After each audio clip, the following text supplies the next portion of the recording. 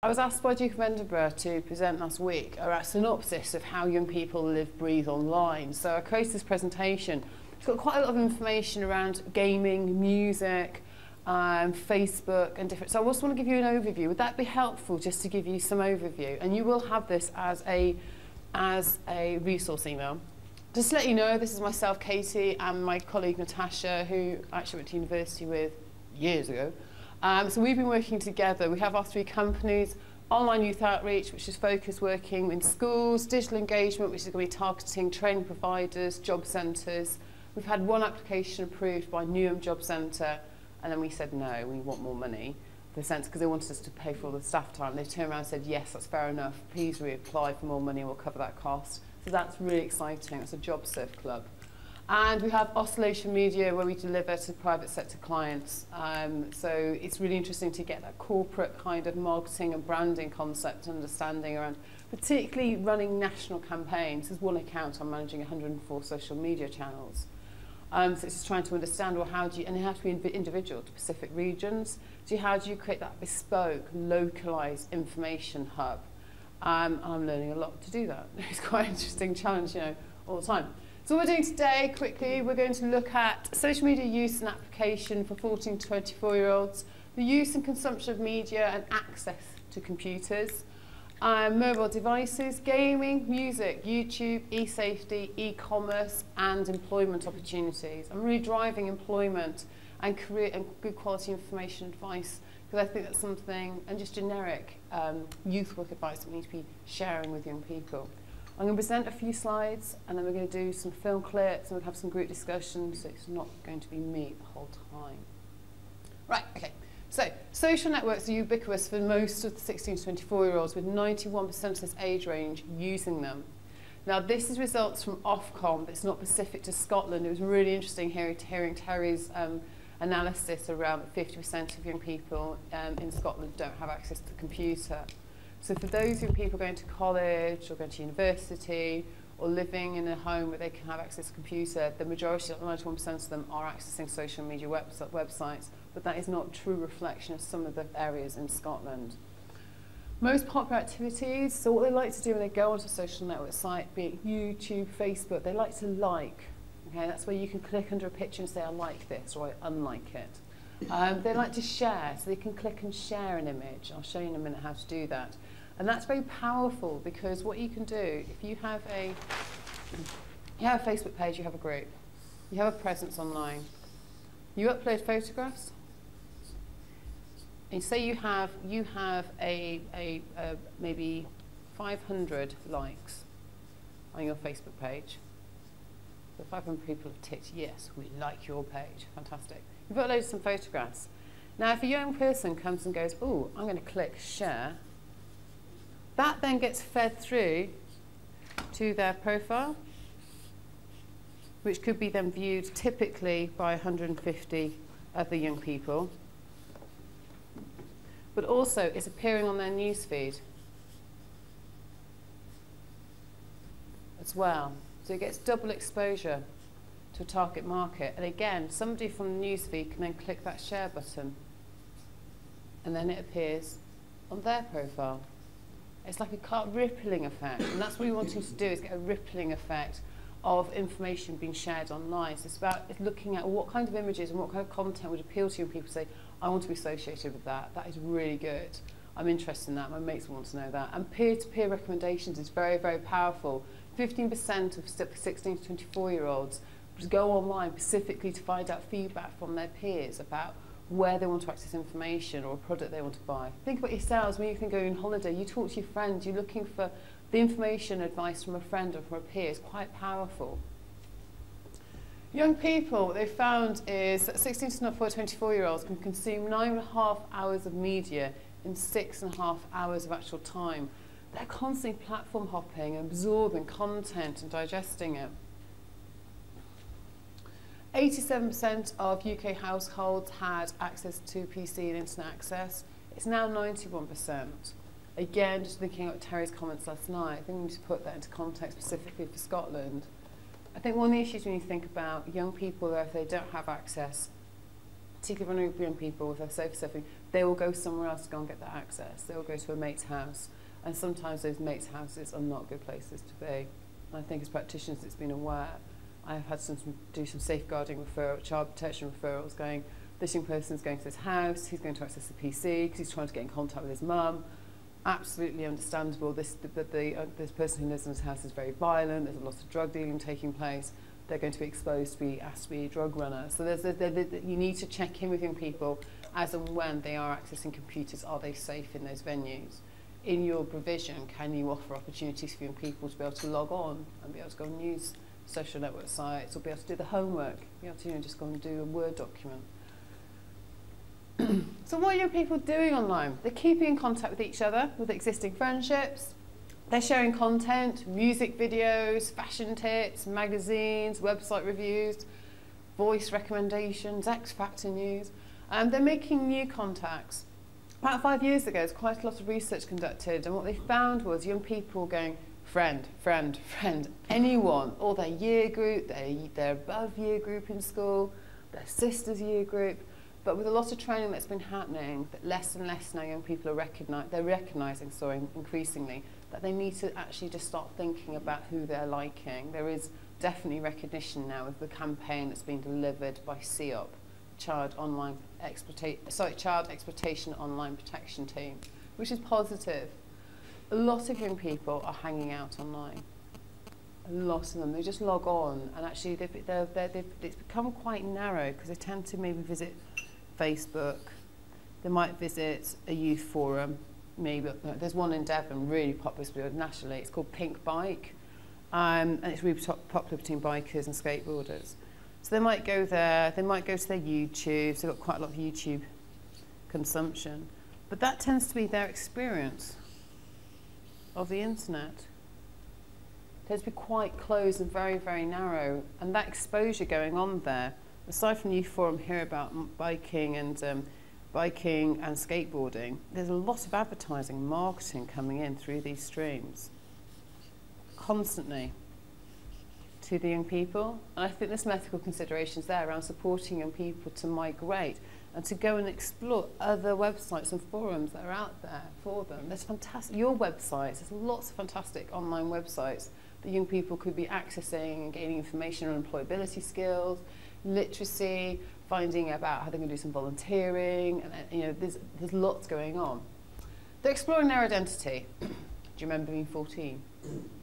It was pretty horrendous being 14, wasn't it? Do you your face is kind of, it's quite harsh being 14, but the difference is now they're online sharing that. So that's what they have their Facebook profile. It's them saying, this is me. But the issue we have is young people have that, their friendships tend to be, if they go to school, then you're with that particular peer group for maybe 3 or 4 years, aren't you, as you progress through the academic years. So you have a Facebook profile, you're friends with those young your peers. You may put photographs up and 2 years later go, actually, I don't like that aspect of myself now. And are we encouraging young people to go and self-edit, to go back and delete their timeline, delete some of the content, say you have the right to do that. And so also some of the information, through the age of 12 to 24, you're exploring your career aspirations, what are my employment opportunities, my relationships with my family, with my peers, where's my sexuality in this, how am I going to express myself through my fashion, what's my value base around politics, what's my value base around my community, where's my anger about unemployment at the moment. So there's a lot being expressed online at that time. So this creates a fantastic opportunity. If they have a Facebook profile, they have a Facebook profile, and then if you as a youth project either create a Facebook page or a Facebook group, you're creating a safe space for that young person to come and interact if they choose to. So then you can start uploading some content and information from sessions you're doing with young people, face-to-face, and uploading, talking around identity, talking about how do we tackle the poverty levels in your local community, how do we advocate for service provision in your local community. And that young person can choose to post comments, to like, or to share that content on their Facebook profile if they choose to. I think young people have the right to have a Facebook profile. We're not there as police. It's not our role to be going out there and police them 24 hours. We just can't do it. We all have lives, don't we? We do. So I think it's about contracting realistic timeframes about when you can be online, when you can't be online. But also, there's a project in Gateshead, and she contracts with young women saying, if I can become friends with you on your profile, if I see inappropriate content, I will respond to that and challenge that appropriately. If they say yes, that's what she does. If they say no, she'll show them how they can block her from viewing their content. She's done quite a lot of work around conflict resolution. We were talking yesterday about some of the cyberbullying and some of the interactions taking place amongst young women, and it's quite harsh, isn't it? The fighting, the conflict, and the amplification of actually accusations being blown disproportional. And it's actually looking at, they've been doing quite a lot of work, haven't you, around looking at how to quell some of that, because it's causing a lot of conflict offline as well. So it's an opportunity for informal learning to take place. From breakfast radio to peak time evening TV, via surfing and texting at home or at our desk, media takes up 45% of our time. It's a huge amount. I'm going to do one more slide and then I will come get back to talk to you. They're platform hopping, just to be very aware. Okay, so they'll move from one platform to another. So they'll have their mobile phone on, they'll be texting. They'll have their web browser open with Facebook possibly, or maybe a forum that they're a member of. They'll have their friends over at the same time. They'll also be sharing web links about YouTube film clips. They'll also maybe have a gaming console in the background. They have a lot of media going on all the time. My brain flatlines, I have to be honest. I can cope with about 3 web browsers and that's about it. But mobile phones and handheld gadgets make up 58% of time for 16 to 24-year-olds. Mobile phones are quite important for young people to access them. Can I ask you, how many do you, when you have your youth meetings, do young people come with mobile phones? Yeah? They use them? 57% of young people access a social network site through a mobile phone. 47% of young adults own a smartphone, like iPhones, Blackberries, and Android phones. 81% have their mobiles switched on all the time, even when they're in bed. 40% admit waking up when it beeps.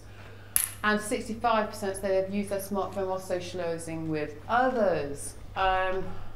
Adults send sexy pics. Adults send sexy text messages to their husbands, to their partners. You know, it's part of flirtation and relationships. It's happening a lot now with younger and younger young people, and I think we need to be having conversations with young people around, okay, what's acceptable use policy for while we're doing a youth work session? But when it's appropriate to start talking to them around, what's your attitude around using it with your friends, in your relationships, and just starting doing some work there around just having some gentle conversations with them and giving them the opportunity to say, actually, a lot of them have been badly burnt where they've sent a sexy pic and it's been distributed amongst their friends.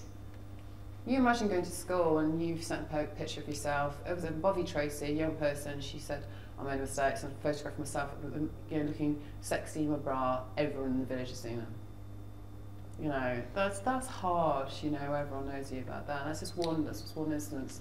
I think it's about having conversations with young people. I was in London last week, and primary school teacher there, and she came up to me, she said, really interesting what you said about mobile phones.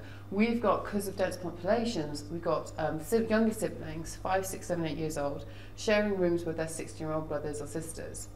Because they haven't got that many bedrooms, that's understandable.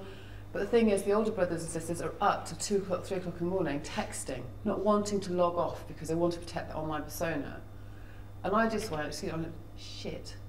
They're hearing all the texting going on because a lot of these are involved in gangs or in conflict within the community, and these 5, 6, 7, 8-year-olds are hearing and obviously seeing their brothers doing a lot of texting, the sisters doing texting. And that's an informal use of grooming taking place there for those younger siblings. So they're wanting to do some research around that. There's an interesting thing in relation to the Sexual Offences Act in Scotland, the way it was written, because actually the way it was written wasn't particularly helpful, particularly around sending particular types of messages, pictures and stuff like that that could be deemed as sexual content. And actually young people could potentially have been criminalised if the law was used in the way that it was written. Thankfully there's a set of guidance come out sort of informally for the government to say, you know, don't take this a draconian view the way this act's written. But actually there's scope within the Act to criminalise young people. I didn't want to bring that up today because there's a whole new ethical conversation there today. Yeah. So I absolutely agree with you. I think if young people are taking pictures of themselves and sending it, then it could be criminalised. And I can see that happening with young people in care, another thing that they can be used against them. I think we need to really advocate and challenge that. Blackberry messaging became very, very popular within the riots. They're very, very popular because 37% of young people own them. They're very cheap. And they allow people to send one text message to all their contacts with one press of send. Gone. Message mass out sent out. It's untraceable by authorities. They are trying to change that. And it's highly functioning phone. You can do a lot with it, but it's a lot more affordable. Just because of time, we're going to move on. We're going to push ahead. We're going to talk about gaming now, around gaming trends. We've got to quarter. Okay. That's fine, cool. So we've got, so just to give you an idea, so gaming, massive, massive industry. Do you use gaming at all with young people? Yeah. Yes, good. We'll have to get some discussion points around. So half of the UK households now own a console. That's pretty expensive. They're like £140 each, aren't they? Handheld devices they can play games, but they also can connect to the internet wirelessly. Mobile phones have app games which young people can download onto their smartphones, and also you've got web-based games, and the most popular being World of Warcraft, where at the moment it's 10.2 million players. I've actually never played it. It's great. It's great. No, I know. I refuse to get into it. Exactly. You will have this presentation to look at later. Young adults most likely to part their money for games. If they have money, disposable income, they will buy their games. 63 million games are sold each year. Violent games are the most popular. In the UK, 37% of 16 to 30-year-olds describe themselves as active gamers. An average game is about 20, £25. New games are £40 each. They're, yeah. I wanted to put that up though. I thought it would be sensational, but news they are £40. No, £39.99. Yeah, absolutely. And they are. It's awful. I know. I absolutely agree with you. And you think about the market with iTunes and CDs, and the music industry is nosediving so rapidly. I think they're losing massive millions of pounds worth of revenue. But the gaming industry is very, very strong there. What kind of ages of the young people you're working with are they playing 18? Can you give me some age ranges? So some of you said yes, you know young people playing 18. 11, yeah. 11, 12 years old. I've got an 8-year-old who'd love to play it. Yes, I'm sure, absolutely. And they really want to, and I think I would understand from 14, 15 years old. I can understand, when I was growing up, all of us wanted to watch an 18 film, didn't we? Like Aliens and then Get Nightmares. Yeah. Just about me. But I don't think it's appropriate for 11-year-olds to be watching this. I think it's quite violent. They're becoming more sexualised as well, and I think there's issues here around the representation of women.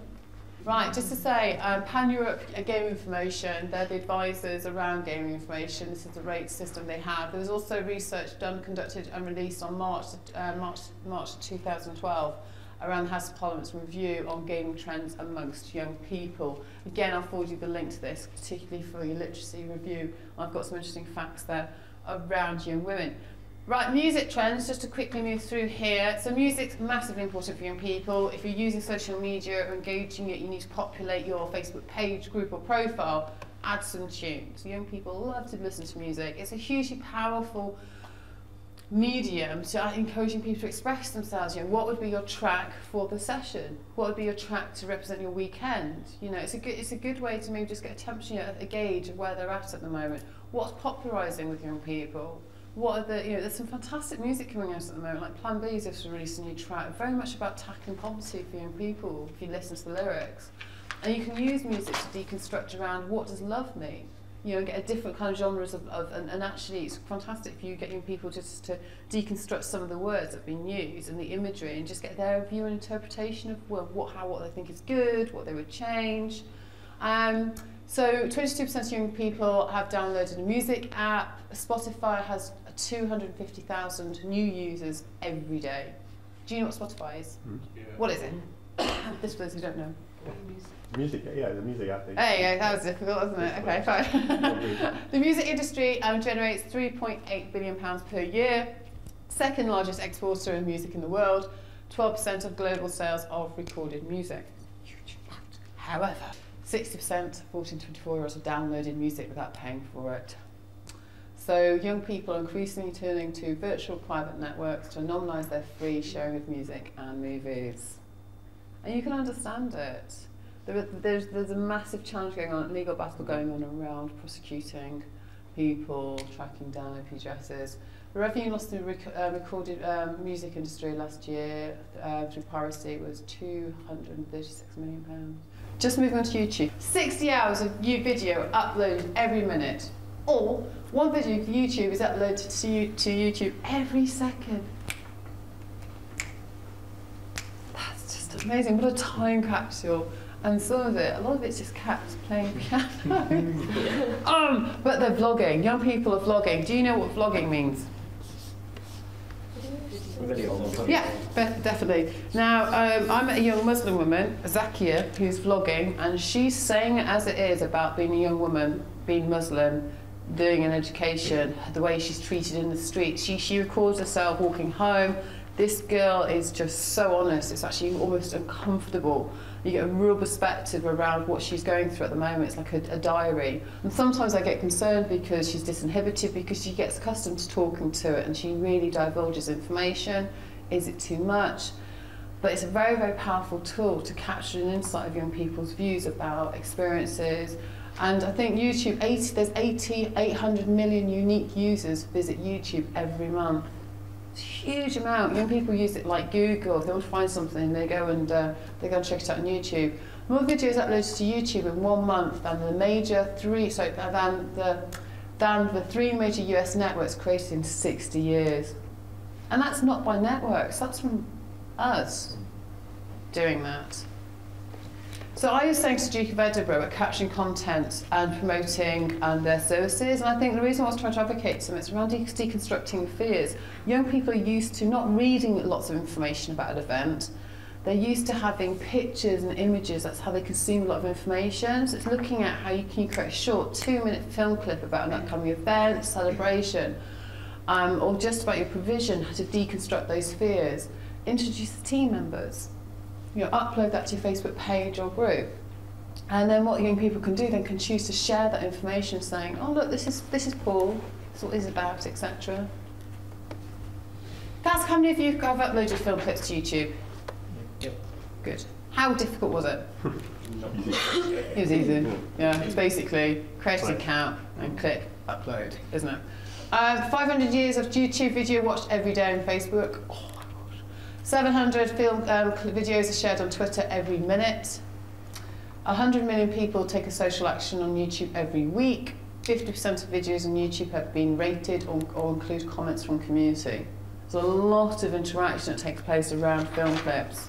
So again, it's about driving that platform hopping for young people. And you're going to drive the cascading effect between a young person's profile to their friends' profiles and Facebook pages by using video content. It's very, very powerful. You're looking to drive blended facilitation, the interlink between the offline and online. You're looking to support young people to become social reporters. Busby's flip cameras. This cost me £49. Busby, battery powered. You point and shoot it, you turn it on. You point and shoot it with record, and it captures it. And we give these young people with a question on the back. Young people can say what the questions are, and then we say, right, go on then, you've got half an hour, and they go and interview each other. And because as an adult, you're not standing over their shoulder going, you're right, don't swear, behave, don't be rude. You get a really interesting narrative, because once they settle into it, you get lots of different perspectives, and it's very powerful, and you just then take it out and then upload it. And YouTube's got editing software on there. So it's uploading it, you can embed it into blogs. You can upload onto the Facebook pages now, groups. You can actually upload, copy and paste, and have documents. They're rolling out file sharing tools as well. So there's a lot more functionality coming out. But again, you could have Ning, or you could create your own social network, and you can do many of those tools as well. Another one is My Maps. Does anyone here use Google Maps? Does anyone play My Map? It could be a really good tool to find out young people mapping their local community. Creating a custom map is easy. Try it yourself. It can be a really powerful tool to understand young people mapping their local community, but also then creating, and then you maybe doing the same process, and then also doing an aspirational one, and then triangulating them. quite a powerful tool maybe just to find out their perceptions about their local community.